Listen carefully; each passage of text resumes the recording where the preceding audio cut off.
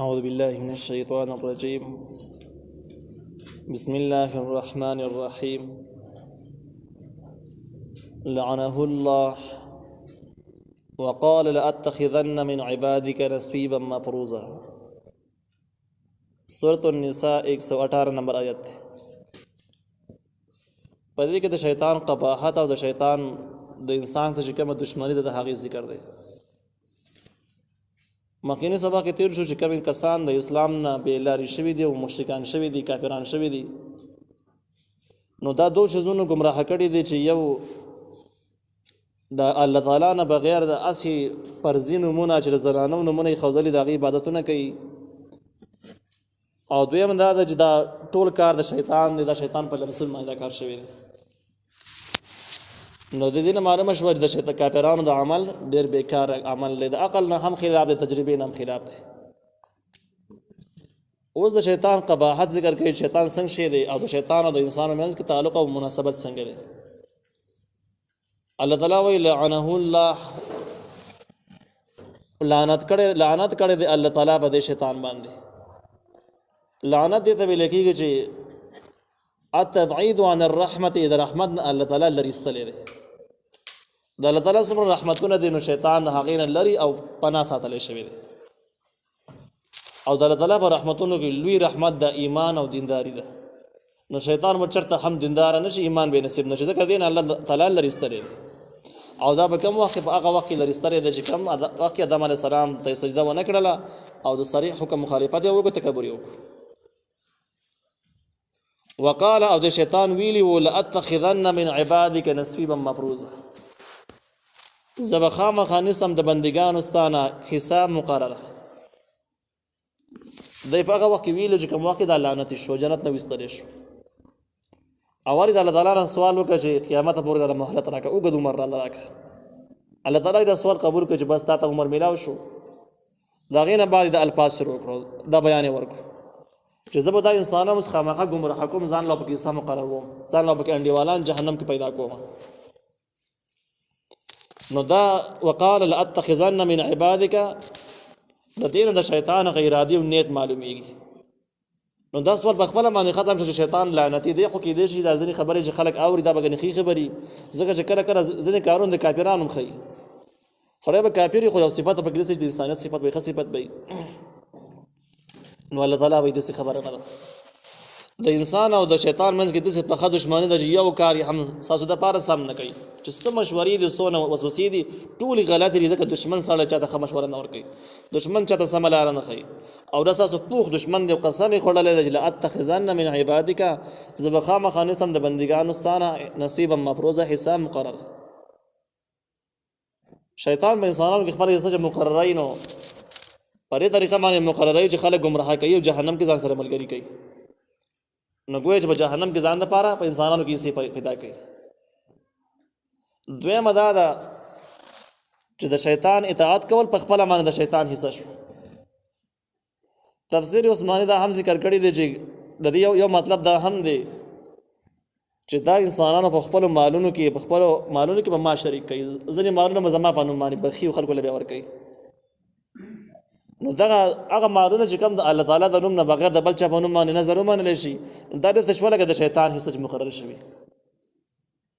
نو وایي دې کې هغه مالونو ته هم اشاره ده چې کوم د الله تعالی د نوم نه بغیر د بل چا په نوم باندې خیرات او نظر ومنلی شي، دا د شیطان مستقیله حصه ده. له ټولو حاصل دا دی چې د شیطان قسم حاصل دا دی چې زه به د انسانانو کې خپل تابعدار خلک پیدا کوم، چې به زما خبره اوري، د الله تعالی خبره به نه اوري. اوس چې کله شیطان خپله حصه مقرروي، نو د هغې تفصیل لري څنګه مقرروي، هغې طریقه څنګه. دا به انسانان د څه وایي زه جهنم ته رسوم، نه داسې ورته نه وایي، دا ورته ډېرې ښې خبرې کوي. نو دا به ورته وایي ولأضلنهم، زه به خامخا ګمراه کوم دوی لره. هغې څه برسې مقرروم چې زه به یې ګمراه کړم، بېلارې به یې کړم، چې بېلارې شي چې په خپله به جهنم ته ولېږي، جهنم کې به زما سره ملګرتیا شي. او ګمراهي به څنګه وي، ګمراه کېږي به ولې، نو ولأمنینهم، زه به ارزوګانې ورچوم دوی ته، اوږدې اوږدې ارزوګانې ورچوم، ارزوګانې د ګناهونو، او دغه شان ده کې د اوږد عمر، او دا خبره چې دا جهنم نه وی نو ښه به وی، یا جهنم نشته دی یا جنت نشته دی، دا ارزوګانې دي. داسې غلطې ارزوګانې به وراچوم چې هغه به یې نه ناجایز ارزوګانې به ذهن کې واچوم نه امر اسلامي احکام نه متنافر وي او د جهنم نه متنافر جهنم نه وي نو ښه به وي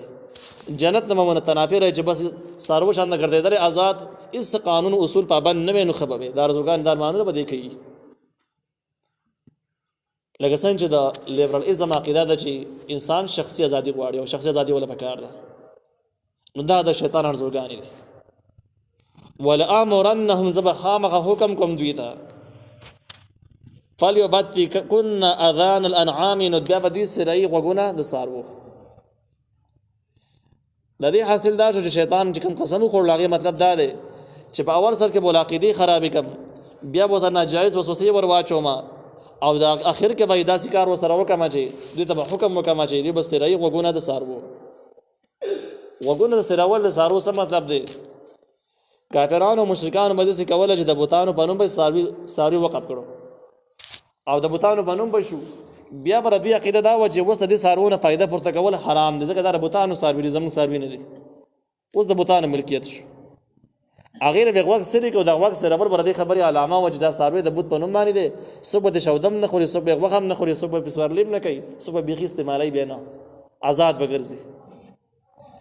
نو د بوت په نوم باندې څاروي آزادول او بخل دا قطعي شرک او کفر دی ناجایز کار دی او دا خبره ده چې د شیطان انسانان په مالونو کې خپل حصه مقرر کړله یعنې دا انسان خپل مال کې شیطان دپاره حصه ورکوي د بوت په نوم چې دا خو د شیطان سازش دی دلته شوله کې شیطان له چې خپل حصه ورکړي نو دا ټول سراسر کفري کارونه دي ناجایز کارونه دي ولآمرنهم زه به خامخا حکم کوم دوی ته فلیغیرن خلق الله نو دوی به بدلایي هغه شکل چې کوم الله ورکړی دی خلقیت دا د انساني شکل ته ویلی کېږي شیطان دا په دې ټولو خبرو کې شیطان چې کوم کارونه کړي دي کومې خبرې کړي دي په ټولو کې دوه کاره کړي دي چې په الفاظو کې ډبل تاکید راوړی دی ولأضلنهم کې تاسو وینئ نو پر اول سر کې لام تاکید راوړی دی او نون د شد چې کوم دا هم تاکید دپاره دی ولأمنینهم دې کې هم اول سر کې لام تاکید دی بیا پسې نون د شد دا هم تاکید دپاره دی ولآمرنهم دې کې هم نون د تاکید او لام کې د ولآ کې د لام چې کوم دی دا هم تاکید دپاره دی یعنې دا خبرې شیطان بیخي په ښه اراده یې کله پوخ قصې کړی دی او بیا دې ذکر کې بیا وایي چې ولآمرنهم زه به خامخا حکم کوم دی دا هم تاکید سخت تاکید دی شیطان کار بیخي یقیني نیولی دی چې داسې به لازمي کېږي بل دویمه لاره زما سره نشته خامخا به داسې کوم سخت تاکید ته پکې اشاره ده نو زه به حکم کوم دوی ته فلیغیرن خلق الله نو دوی به بدلوي هغه شکل چې الله ورکړی دی د انسانان به بدلوي انسانان خپل شکل څنګه بدلوي دا څنګه طریقه کوي تفسیر عثماني ذکر کړی دی چې د انسان شکل بدلېدل بلې طریقو باندې دی مثال په طور باندې الله تعالی انسان له ګیره ورکړې ده نارینه له او دې ته یې تاکید هم کړی ده چې ګیره به روغه ساتي دا به خرابې نه نو دا انسان به دا شکل بدل کړي دا ګیره بل لري او دا مخ په بل شان ښکاري بیا څنګه چې الله تعالی ویلي د هغې پیدایش نه به دا خلاف شي دویم شکل بدلول بلې طریقه باندې دی چې په دې پوستکي کې به د ستنې په ذریعه باندې به سورې کوي هغه سورې ته به رنګ وراچوي هغې ته خالونه وایي دغه پوستکي کې چې کوم پټ خارونه لګي نو دا د شکل د بدلولو تغییر کولو مصداق دی اصلي رنګ او اصلي شکل دوست بدل کړی دی بل شکل یې اچولی دی په ځان کې او دریم نمبر هغه نارینه چې کوم نارینه دی او د زنانو شکل اختیار کړي زنانو جامې اغوندي یا زنانو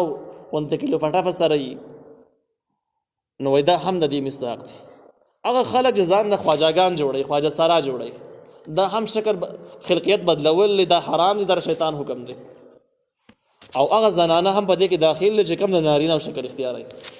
نارینه شکل په کول په سرګي سپینې جامې واسکټ واچوي بوټان واچوي نارینه په شان کې نو تفسیر عثماني وایي چې دا د شکل بدلولو هغه مصداق دی او دا شیطان تعلیمات دی دا حرام دی ناجایز دی ومن يتخذ الشيطان وليا من دون الله فقد خسر خسرانا مبينا او هغه چا چې ونیو شیطان لره په دوستۍ سره شیطان په دوستۍ سره نیول داسې دي موږ ته ښکاري نو موږ څه خبرې شیطان نه کوي خو دوستي دا ده چې د شیطان د خبرې ته واوري شیطان چې کوم څنګه ویلي دي چې یاره زه به ګمراه کوم ناجایز وسوسې به وراچوم اوږده اوږده امیدونه به ورکوم د غواګان د څاروو غوږونه به څیرئ او خپل شکل به بدلوي. په دې خبره باندې چې عمل وکړو دا شیطان دوست شو. نو دا شیطان به دوستۍ سره نیولو څه مطلب؟ یعنی هغه څوک چې د شیطان تابعداري وکړي من دون الله، بغیر د الله نه، د الله د حکم په مقابل کې وکړي، فقد خسر خسرانا مبینا، یقینا د تاوان شو په تاوان ښکاره سره. تاوان ښکاره داسې دی چې په دنیا کې به د الله تعالی امداد دنه کټ شي. کله د الله تعالی امداد دنه کټ شي نو دی به مستقیل مایوس او په تاوان کې رواني. اگر که داسې دنیایي وسایل به ډېر هم شي خو بیا هم دی به مایوس وي، اطمینان د زړه به نه لري. او بنیادي شی د زړه اطمینان د چې کله زړه مطمئن وي که هېڅ ورسره نه هم د بادشاه دی، او چې کله زړه مطمئن نه وي نو که دا ټول جهان ورته حواله کړي هم د خراب دی. نو د داسې خلکو د زړه اطمینان او سکون په دنیا کې نه وي، امن او د آرام ژوند به دی تېر نه کړي په دنیا کې. کله چې دی مړ شي نو مستقل عذاب به پرې سټارټ شي، د برزخ عذاب به پرې سټارټ شي. او د برزخ د عذاب نه بعد چې کله قیامت شروع شي نو هغې کې به د قیامت جهنم په دې لپاره ګرم شوی جهنم ته به واچولی شي او به د جهنم په دې لمبو کې مستقل پروت وي. دا ټولې خبرې چې راجمع کړي نو دا ښکاره تاوان دی، پرې تاوان کې شک نشته. یعدهم ویمنیهم، یعدهم دا شیطان وعدې کوي د خلکو سره، ویمنیهم ورزوګانې ورچوي خلکو ته، وسوسې ورچوي. وما یعدهم الشیطان الا غرورا، او وعدې نه کوي دا شیطان د دې خلکو سره مګر د دوکې وعدې کوي. شیطان وعدې ټولې دروغجنې دي، دوکهبازي دي. دې کې یوه وعده هم صحیح نشته چې هغه تا ته پیدا درکړي، ته د ښکاره شي. نو شیطان د ګمراه کولو علامات دا شو چې شیطان به راځي به ذهن کې به داسې خبرې اچوي چې هغه کارونه به د کېدو نه وي، به نه کېږي، خو تا ته به وایي داسې وکړه نو دې کې فایده شته، پلانکې